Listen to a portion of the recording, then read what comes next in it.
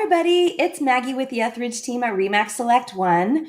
Some of you know I've been talking about covering this topic for a while now, so let's just dive on in. A lot of clients have been asking me when is the right time to plan their move. They're hearing a lot of stuff in the news about the market is changing, and they're wondering, should I sell now or should I wait? Should I buy now or should I wait? So let's just dive into the topic, and maybe by the end, you'll have an answer. All right, here's an overview of what we're going to cover. I'm going to try my best to make it extremely quick, and because I know you can push pause, I know you can come back and rewind and look at it. So I'm just going to cover things really quickly. And definitely, I hope that you're going to make some comments below, and I can address your specific questions in the comments. Okay, so I'm going to give you a quick background on myself and the team. Then we're going to compare selling now to waiting to sell. Then we're going to compare buying now to waiting to buy. Then we're going to look at some market patterns since 1991 so we can make some predictions. And then we'll make some recommendations at the end. Okay, so quick background on me and the team. If you already know me, you already know this stuff, but I figure there's going to be some people who watch the video. Maybe it gets shared, maybe it, maybe it gets boosted, who knows. But if you don't know me, let me just explain a couple of things. First of all, the Etheridge Team is my family team. This is my family. My mom's there in the red, my dad's on the right side, my husband's on the left. That's me in the front row, my 11-year-old son on the right.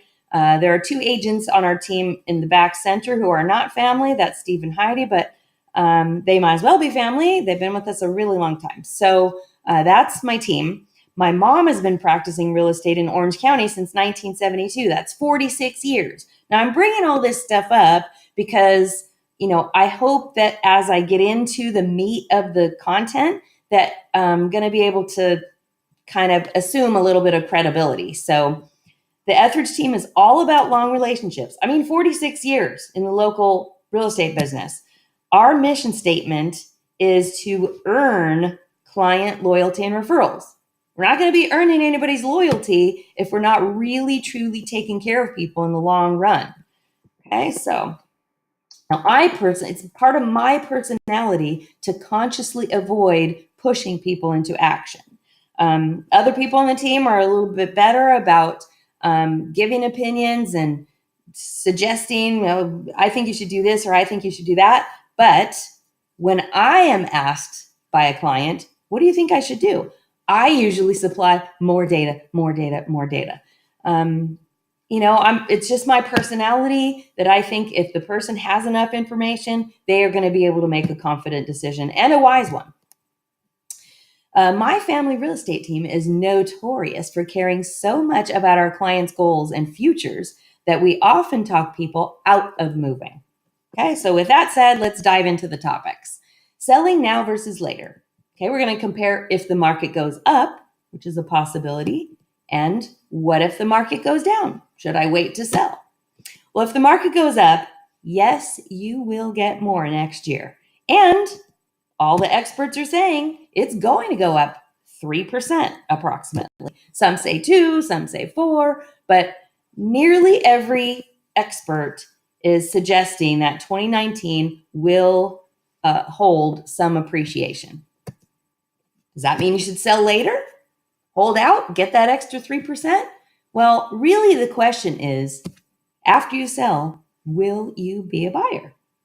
Are you really taking all your equity and checking out and going off grid? You're going to travel the world or go to Vegas or whatever you're going to do with all of your money that you made on your property sale and just rent for the rest of your life and never own another property? Or are you going to be a buyer? Because if you're going to be a buyer, you might want to take advantage of making your move now. But let's analyze that. Okay, if the market goes down, well, it's obvious. Every dollar the market goes down is a full real dollar out of your equity, off of your bottom line. So, it's kind of obvious that we need to sell now if you're expecting the market to go down. I just made a notation here because if you're planning on using Proposition 60 and 90 to buy a replacement home. That's where you can take your tax base with you if you're over 55 years of age. Then definitely message me so I can talk to you about how much waiting for the market and then it going down will impact your purchasing power. Okay, so moving on. We talked about selling. What about buying? Buying now versus later, if the market goes up, if the market goes down. Nearly every news source predicts that interest rates will continue to rise in 2019. So now you've got prices and the interest rate costing you more. This scenario is a no-brainer. And it's what most qualified sources are expecting. So that means you should buy now if you think the market is going to go up. But what if the market goes down? What if all those experts are just completely wrong and the market comes plunging down? Let's do some math. Let's compare a purchase today, December 2018, to a possible purchase in December 2019 in a hypothetical down market with up interest rates.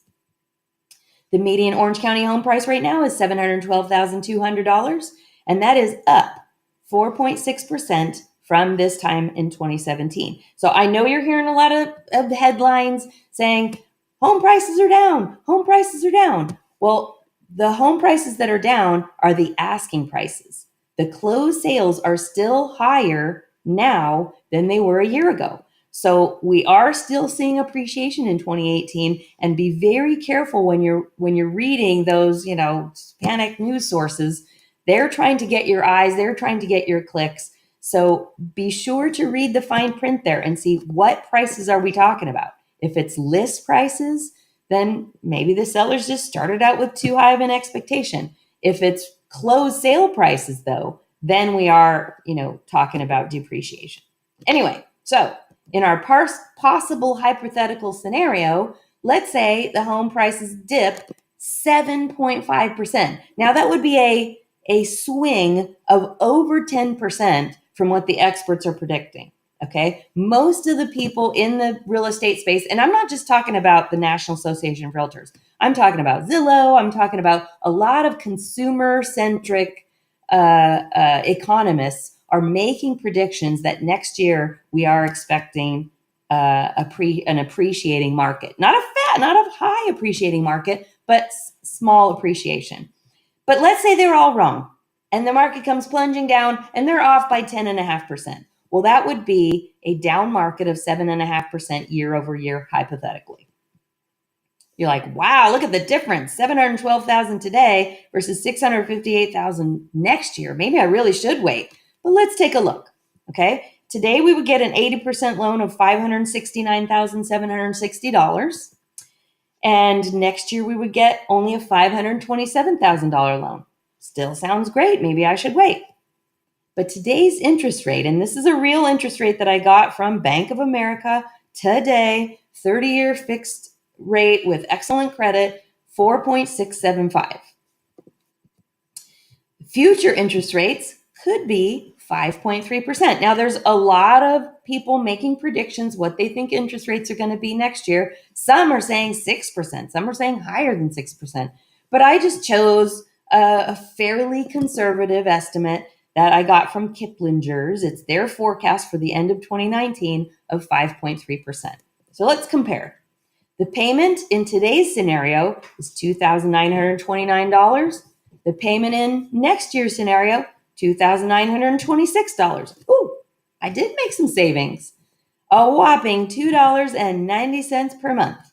But you're saying, hey, that's every single month. That's probably going to add up over 30 years. Well, the total I'm going to pay out in December of 2018 is $1,054,570. But if I wait, I'm only going to pay out $1,053,524. So that is a real savings of $1,000 over the 30 years. But wait, you are going to skip an entire year of mortgage interest. So that year that you're renting, you will miss $27,756 of mortgage interest deduction. which if you're in the 30% tax bracket, and these are a lot of ifs, of course, but if you're in the 30% tax bracket, that would be 8,326 additional tax dollars that you're going to have to spend. So when now we're going to combine that with 1,046 savings, your net additional cost of waiting is $7,280. So you can actually save $7,200 by paying more today and getting today's better interest rate. Okay, so now let's move on and talk about the historical market cycle. In 91 to 96, we had a down market. That was 6 years. 97 to 2007, we had an up market. That was about 11 years. In 1998, which was fairly early in those 11 years, many neighborhood prices surpassed the 1990 peak. In 2008 to 2011, it was another down market, about 5 years. 2012 to 2018, so far we've had an up market, 8 years of an expected 10-year cycle. In the middle of that cycle, actually fairly early in that cycle, approximately 2015, many neighborhood prices surpassed the 2007 peak. So now let's make a prediction. Many of the experts think this up cycle is going to last 10 years, which would take us to 2020. And that is predicted to be an up market due to a couple of things. The supply is very low. You've heard low inventory, low inventory. Well, now we've just lost tens of thousands of homes to a gigantic fire, and all those people need a place to live. So there's going to be a lot of movement in Central California, a lot of people having to relocate to various places where, while their homes are being rebuilt. A lot of builders are going to be tied up doing replacing those damaged homes. So we're going to still be in a very low supply market. The economy seems to be doing pretty well. Wages are up. The unemployment is good.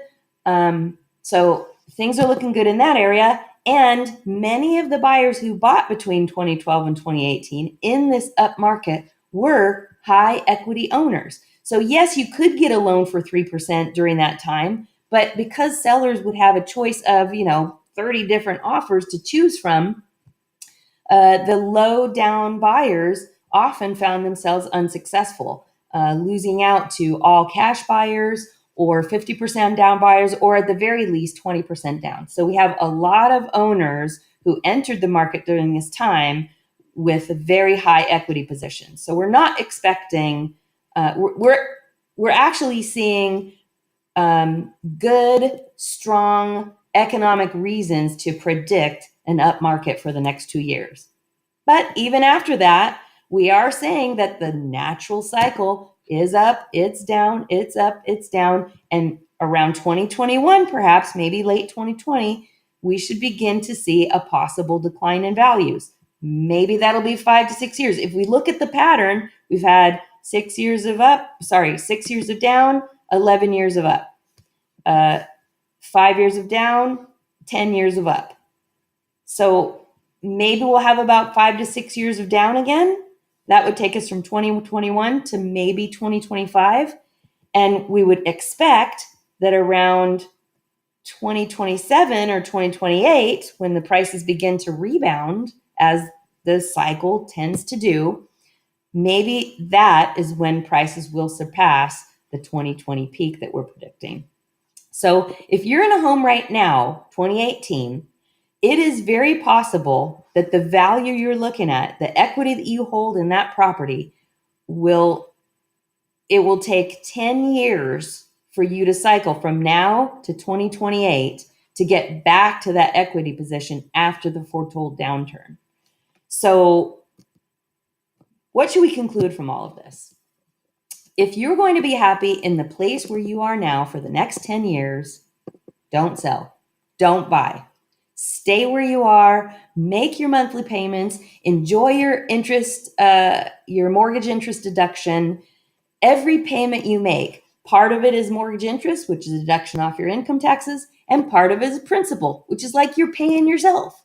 Try to avoid refinancing. Every time you refinance, it pushes your payoff date out years, months, whatever it is, it adds to the total payments that you're going to be making for that property. So try to avoid refinancing. Just enjoy your mortgage interest deduction, pay yourself principal, get closer and closer to having your house paid off. Don't sell or buy anything if you think you're going to be happy where you are for the next 10 years. However, if you see yourself somewhere else within 10 years, maybe you're going to get married and maybe you're going to have a baby or whatever, and you want to upsize. Maybe your kids are going off to college and you realize you're empty nesting, the house is too much, and you'd rather, downsize and maybe cash out some of your equity to help pay for college, right? If you're in a condo and you've always wished to be in a detached home, or if you're in a detached home and all that maintenance is kind of a pain, and you're really looking forward to being in a condo where you pay a small monthly fee and somebody else takes care of the termites and the roof and the exterior paint and all of that stuff. So if you're looking at your current living situation and saying, I really think I'm going to make a move within the next 10 years, then now is the best foreseeable time to sell. And now is the best foreseeable time to buy. It's rare I will go out on a limb, but now I'm saying it. Everybody's personal scenario is different, though, so please give me a call, put some comments down below. The Etheridge team, myself, my family would love to go over your individual scenario. And if we get to know you, if we get to know what your goals are, your long-term goals, maybe you do want to check out and go off-grid, then we're not going to talk you into buying something. Maybe we need to get to know you, though, and hopefully earn that loyalty and earn your referrals, because that's what we're all about. So thank you very much for listening. I hope you have a great evening, and I look forward to seeing your comments.